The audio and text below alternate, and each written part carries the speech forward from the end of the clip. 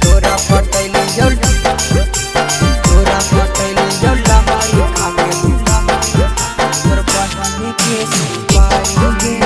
Mix बार Yadav films Bhojpuri Sonu चिन्नी। तोर बहनी के सुपारी गे। नाई बुझी है पागल नहीं बुझी है लाचारी गे। नाई बुझी है पागल नहीं बुझी है लाचारी गे। तोरा पटैली जो लहरी खाके तोर बहनी के सुपारी गे।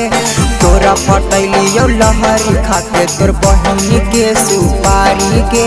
नाई बुझी है पागल नहीं बुझी है लाचारी गे। नाई बुझी है पागल नहीं बुझी है लाचारी गे। तोरा पटैली जो लहरी खाके तोर बहनी के सुपारी गे।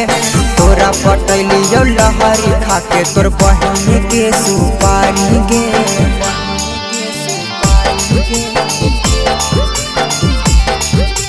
तोरा पटैली जो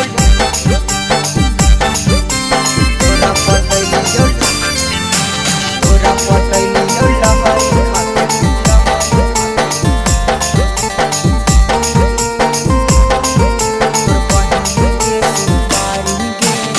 चल जाइमी छोड़ी के हमारा नहीं हो छौड़ी दुख गे। सब दिन देतौ तोरा बहिनी हमारा सुख गे। चल जाइमी छोड़ी के हमारा नहीं हो छौड़ी दुख गे। सब दिन देतौ तोरा बहिनी हमारा सुख गे। नाई जाके भटकब छौड़ी दोसरा दुआरी गे। नाई जाके भटकब छौड़ी दोसरा दुआरी गे। तोरा पटैली जो लहरी खाके तोर बहनी के सुपारी गे। तोरा पटैली जो लहरी खाके तोर बहनी के सुपारी गे।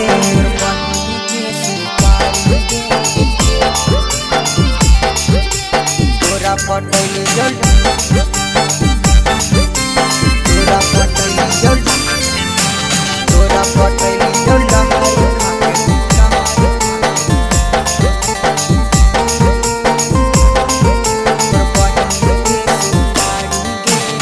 कर देबौ सब दिनल तोरा आवाज गे। कबो न करबो तोरा दिल से हम याद गे। दिल से हम याद गे। कर देबौ सब दिनल तोरा आवाज गे। कबो न करबो छौड़ी तोरा दिल से याद गे। राइटर आकाश कह मोहब्बत के लड़तौ गाड़ी के। सनटू सहजान कह मोहब्बत के लड़तौ गाड़ी के। तोरा पटैली जो लहरी खाके तोर बहनी के सुपारी गे।